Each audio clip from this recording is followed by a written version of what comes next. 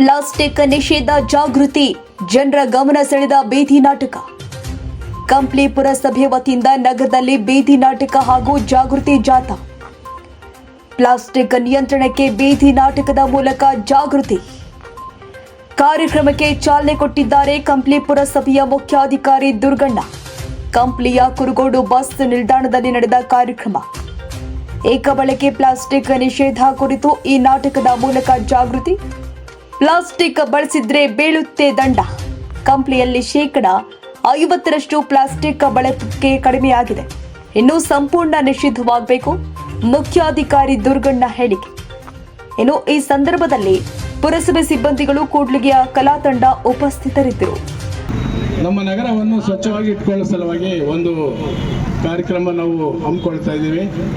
ಇದರಿಂದಾಗಿ ನಾವು ಏಕಬಳಕೆ ಪ್ಲಾಸ್ಟಿಕ್ ಅನ್ನು ಸಂಪೂರ್ಣವಾಗಿ ನಿಷೇಧ ಮಾಡಬೇಕಂತ ನಾವು ಹಲವಾರು ಬಾರಿ ಎಲ್ಲ ವರ್ತಕರಿಗೂ ವ್ಯಾಪಾರಸ್ಥರಿಗೂ ಎಲ್ಲರಿಗೂ ನಾವು ಮನವರಿಕೆ ಮಾಡಿದ್ದೀವಿ.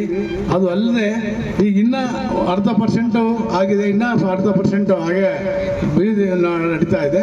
ಇದರಿಂದಾಗಿ ನಾವು ಬೀದಿ ವ್ಯಾಪಾರಸ್ಥರು ಕೂಡ ಇದನ್ನು ಸಂಪೂರ್ಣವಾಗಿ ನಿಷೇಧ ಮಾಡಬೇಕಂತಲೇ ನಾವು ಪಡತೊಟ್ಟು ಈ ದಿನ ನಾವು ಒಂದು ನಾಟಕ ಮೂಲಕ ಸಾರ್ವಜನಿಕರಿಗೆ ಅರಿವು ಮೂಡಿಸುವ ಕಾರ್ಯಕ್ರಮವನ್ನು ನಾವು ಹಮ್ಮಿಕೊಂಡಿದ್ದೀವಿ.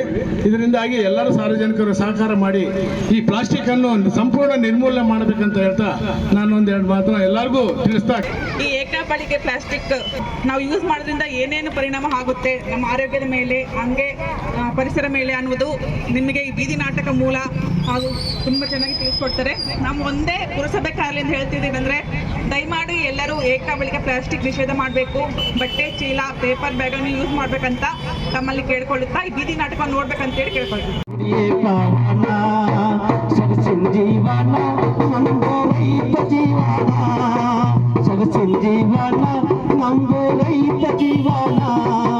ಭೂಮಿ ತಾಯಿ ಮಕ್ಕಳೆಂಬ ನುಡಿಯೇ ಪಾವನ, ಭೂಮಿ ತಾಯಿ ಮಕ್ಕಳೆಂಬ ನುಡಿಯೇ ಪಾವನ.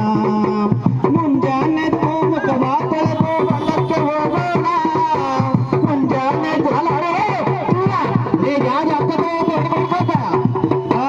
ಮುಂಜಾನೆ ಮುಖವಾ ತೊಳೆದು ಹೊಲಕ್ಕೆ ಹೋಗೋಣ.